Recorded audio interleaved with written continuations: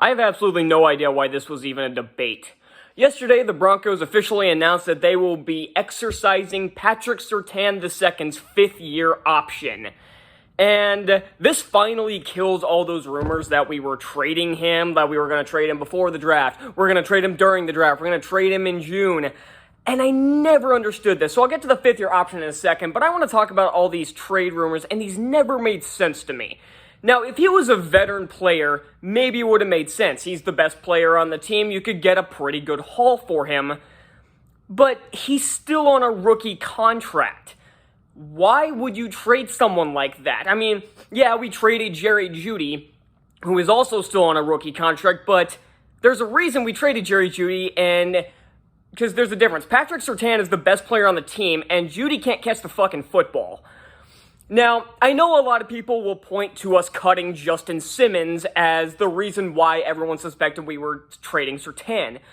But, again, like I said, Surtain is on a rookie contract. Simmons has been in the league for about 8 years now.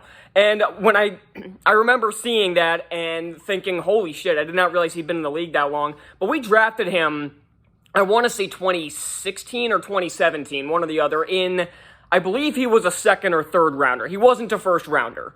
Because in 2016, our first rounder was Paxton Lynch.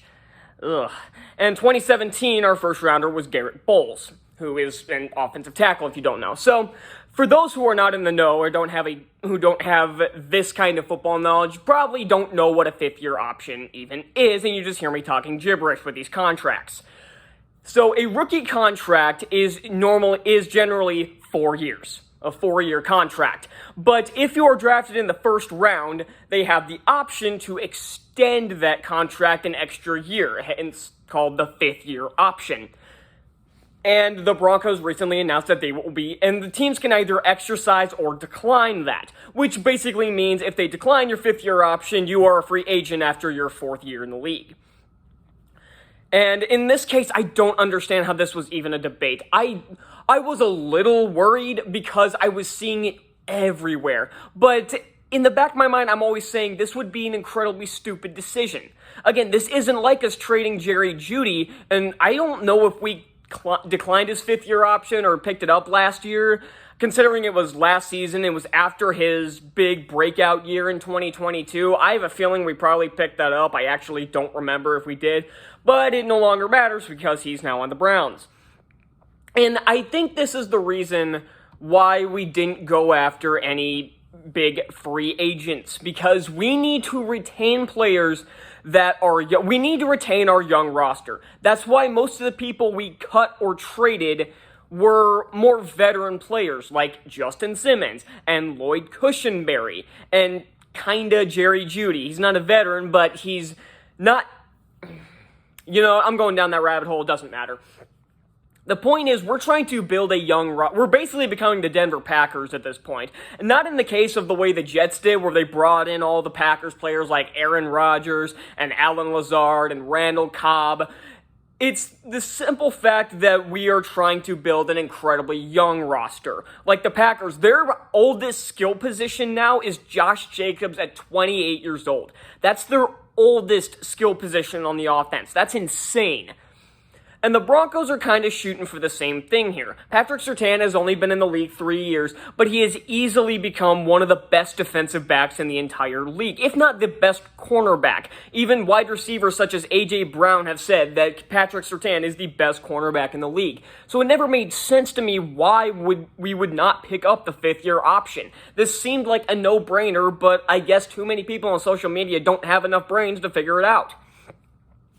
Now, what other positions do I think could we end up trading or cutting? Honestly, I don't see any more trades or cuts happening with the Broncos. Maybe we'll trade or cut some no-name players that I don't even know of, because I'm going to be perfectly honest, I don't know every single guy on the 53-man roster. But either way, I don't see us doing too much with that. I do have a video planned later of why the Broncos still need to draft a quarterback with 12. We need to be drafting either Penix or Nix, and honestly, if I were to pick one of those, I'd say Nix, because Penix has some injury concerns. But I swear to God, if we don't pick a quarterback in the first round, I'm going to be so annoyed. And I know everyone still has the scars from Paxton Lynch, but honestly, Lynch never had that big of an upside coming into the NFL. That felt like a reach and a half when we picked him in the first round, and especially when we traded up to do it back in 2016. And it doesn't help that we haven't drafted a QB in the first round since. We drafted Drew Lock in the second round, but again, that was a guy who just wasn't that safe of an option.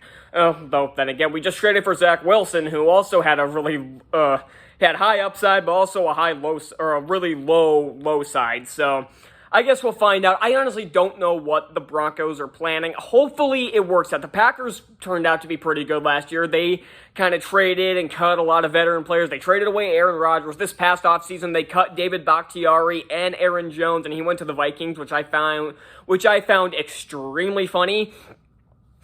But they're getting rid of a lot of their veteran players so they can build a new roster from the ground up. And I think the Broncos are shooting for the same thing, and I think this should have been done about 5 years ago. I think after Peyton Manning retired, we needed to kind of assess who is absolutely essential and who can we kind of get rid of and hopefully get some picks for to help rebuild this roster. And I know in 2016 we were still kind of in win-now mode, we just needed a quarterback, but if that was the case, why didn't we trade for a veteran QB? It worked out really well when we signed Peyton Manning, so why did we try to reach for Paxton Lynch? But again, the Packers ended up being 9-8 and made it all the way to the divisional round last year. And honestly, if the Broncos were to do that this year, I would be 100% impressed. Because I don't see them making the playoffs. Everyone's claiming they're going to be one of the worst teams in the league. I think if we put together the roster correctly, we can at least do better than 2022, in which we won 5 games, and most of them by sheer luck and sheer incompetence by the other teams.